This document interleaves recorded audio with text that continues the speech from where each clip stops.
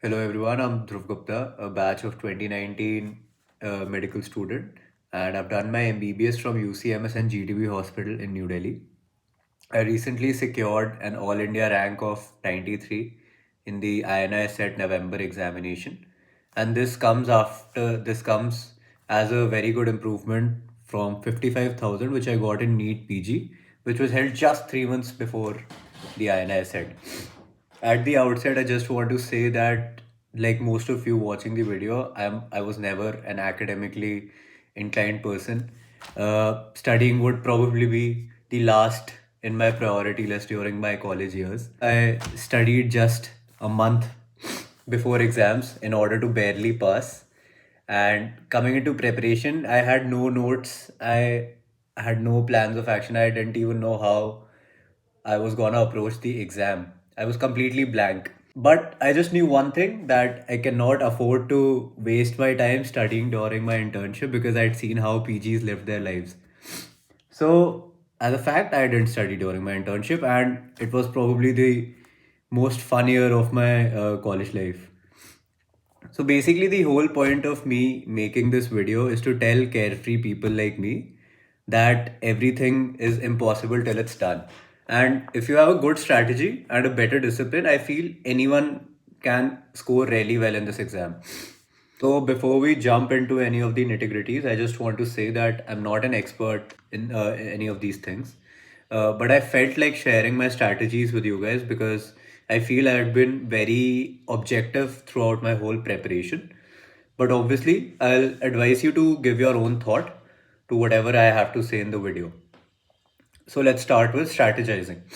Initially, I felt that this whole preparation thing was a year-long marathon because you cannot humanly learn 5 years of learning in less than a year. But when I started preparing, I realized that this is not more than a 4 to 6 month game.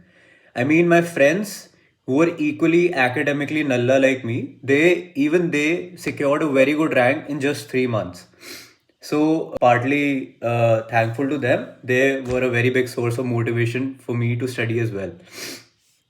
So, coming to one of the most important aspect of preparation, which is planning.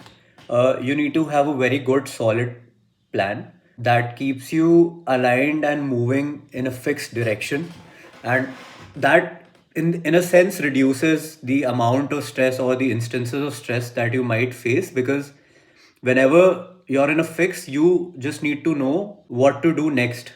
So, a good planning helps you in that. So, as I said, this is not a year long game. I feel this is a 6 month game. So, assuming that you have 6 months, I feel it would be ideal for you to divide these 6 months into 5 to 6 revision cycles. I know that a lot of you might feel that 5 revisions might not be enough.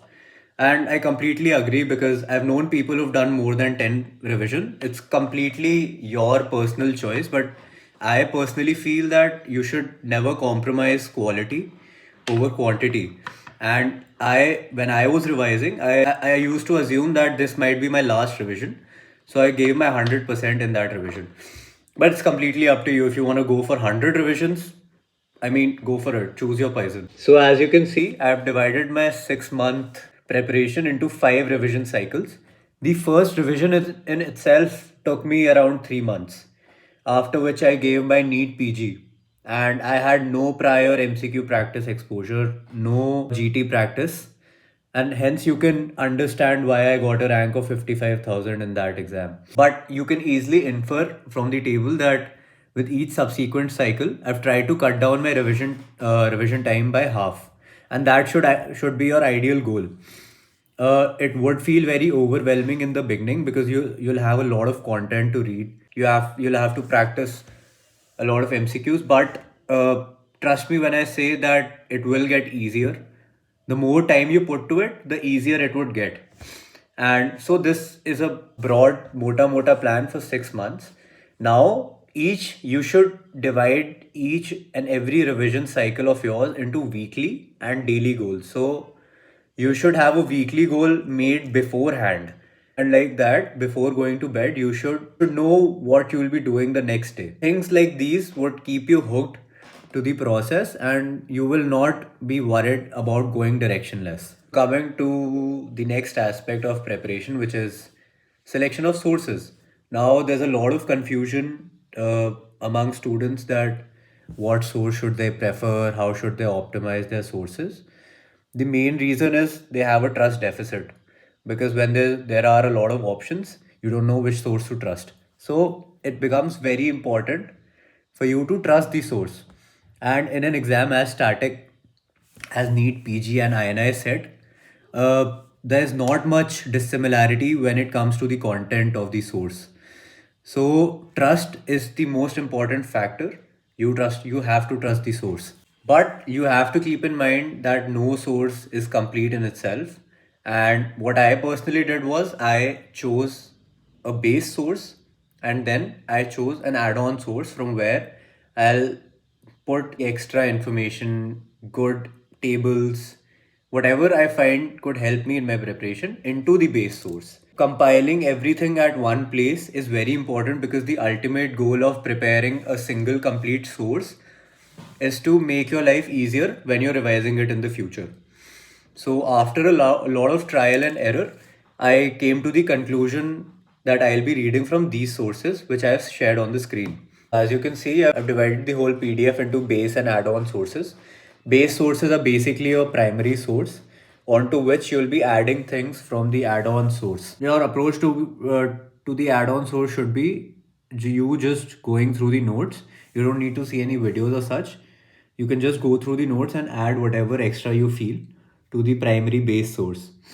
Now coming to medicine, I feel medicine and the building block subjects of medicine are very integral to the whole preparation in itself as it gives you a very good confidence over other subjects as well. So essentially in every revision cycle, I was revising the building block subjects, which are physiopath and pharma twice. Once through integrated BTR and the second time through the respective base sources that I had selected for these subjects. The rest of the PDF is pretty self-explanatory. I feel compiled modules on BTR are also very important and high yield add-on source that will give you an extra edge. So you should read that as well. So for your ready reference, I have added the link to the PDF that I just showed in the description box below. And now I feel that you should compile these sources into one place by the end of your second revision cycle. So let me just sum up what I've told you till now. I've given you a mota 6 month plan. I've told you the sources and how to optimize them. And now, if you're true to your sources, by true, I mean that if you know everything written in the sources in and out, you'll have a very good baseline knowledge. And that baseline knowledge would be at par to those people who've been studying during their MBBS years. Coming to the most important aspect of preparation, which is MCQ solving. MCQ solving helps you know how well you're retaining the facts. It helps you see the trend of your preparation. Is it improving or has it stagnated? It very importantly teaches you how to approach questions as well. I mean, you can only know how to solve questions if you have solved a lot of questions. But I feel a very important thing that MCQ practice develops is intuition. Intuition, I feel, is nothing supernatural. It is basically our brain making connections at a subconscious level that we cannot understand consciously. And intuition is something that will not develop overnight. It takes months of MCQ practice, and I feel having a good baseline knowledge will give you around 130 to 140 questions correct.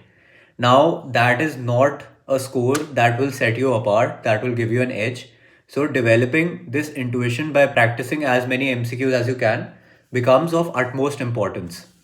So, having a good understanding of how to approach questions and a good intuition will help you uh, improve your score by at least 10 to 15 questions. Now, as you know that before my NEET-PG exam, I had never practiced any MCQs per se, and hence you can understand why I got a heavenly rank of 55,000 in my exam. So that made me realize the importance of practicing MCQs. So I had decided that I had now 3 months till my INICET exam. So in the first 1.5 months, I decided to do at least 50 to 100 MCQs every single day without fail, and by making custom modules on Marrow. But in those, I never had any preference for tags. I usually had all the tags. But in the last 1.5 months, I solely did MCQs that were PYQs. And one more advice would be that you should do MCQs. If you're practicing MCQs through the Marrow custom module, I feel you should do it in the exam mode rather than the regular mode. Now coming to GTs I feel is a very important tool in like assessing your overall practice, knowledge level, overall preparation. So after my NEET-PG, in the first month, I gave two GTs, and after that, till the exam, I made sure that I'm giving a GT every week. You should focus on giving GTs which are mock INI national GTs, mock NEET PG GTs, because they are slightly more relevant and slightly more similar to the actual exam that you will be giving. BTR GTs are also good. I've also given a few of them as well. So all in all, I had given around 10 GTs in the last 3 months before appearing for my INICET November exam. It would be ideal if you give the GT on website, because by that you can simulate how the real exam would feel like. But I would like to mention one thing, and that is a lot of people cheat in these GTs.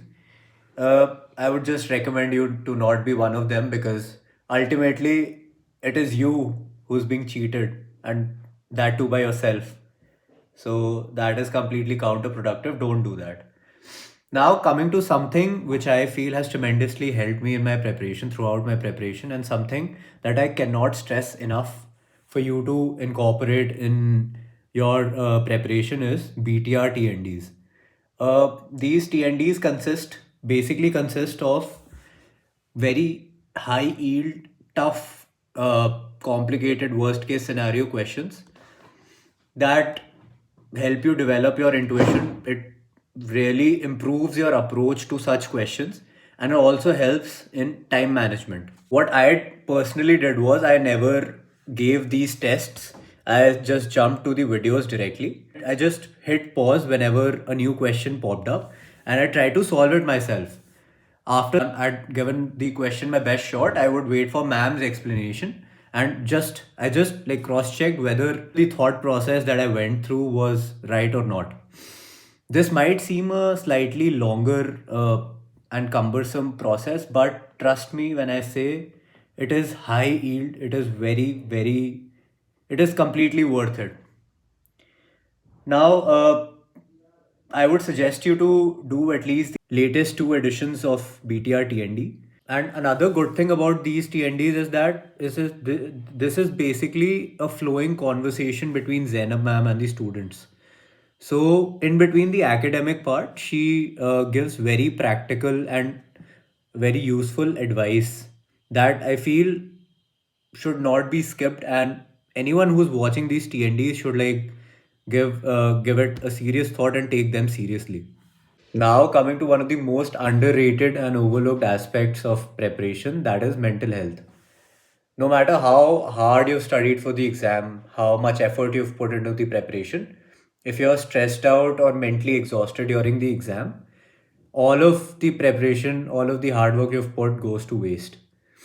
So it becomes of utmost importance that you're not just calm during the exam, but also while preparing for the exam.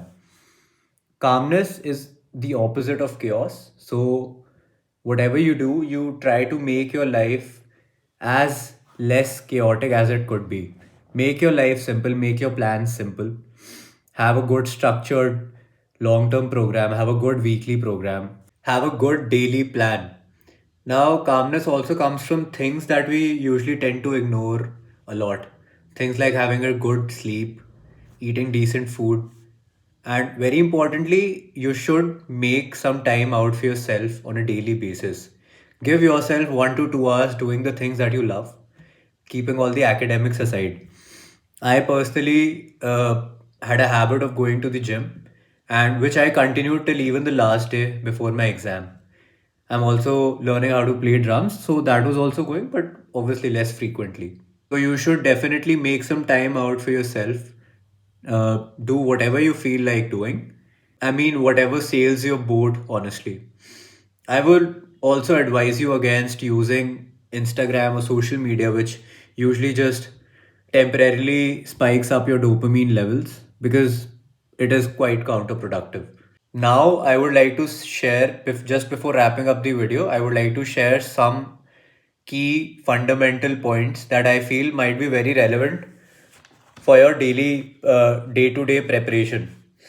Number one is having a very good and sorted daily schedule.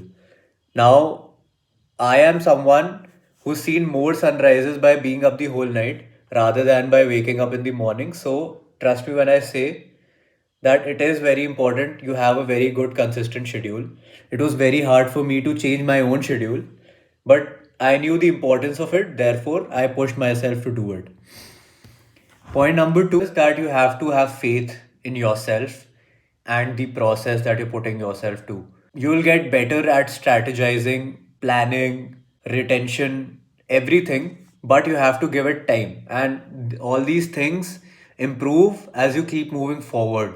And believe me, things will start to get easier if you're true to the process.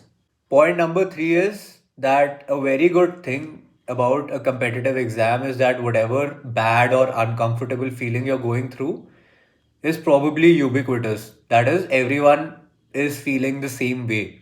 Everyone has good or bad days, but what will set you apart is the fact that you're even pushing yourself on the bad days.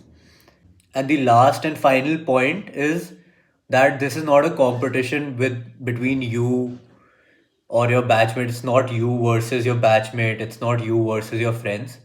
It's you versus you every single day. You have to get better every day. You have to push yourself every day. Before I end, I would just like to give some more context to my preparation. I was at home completely for my preparation. I was not doing any JR-ship or so, so that I could devote all my time to studying. Initially, I was studying for almost 6 to 7 hours a day, which in the last month or so clocked out to be around 12 to 13 hours. I studied so hard for the November INICET exam because this is the best shot to get into a central institute. I've been completely honest and I've tried to cover as much ground as I could, but that has led to my inability to cover every aspect of preparation in slightly more depth. I have skipped some important topics such as how should you schedule your day, or what should your approach to GTs be, because I felt that these topics are entirely these approaches or topics are entirely personal. So if any one of you has any doubt, you can just drop me a message on my Instagram ID, which I've linked in the description box below. Thank you so much for watching.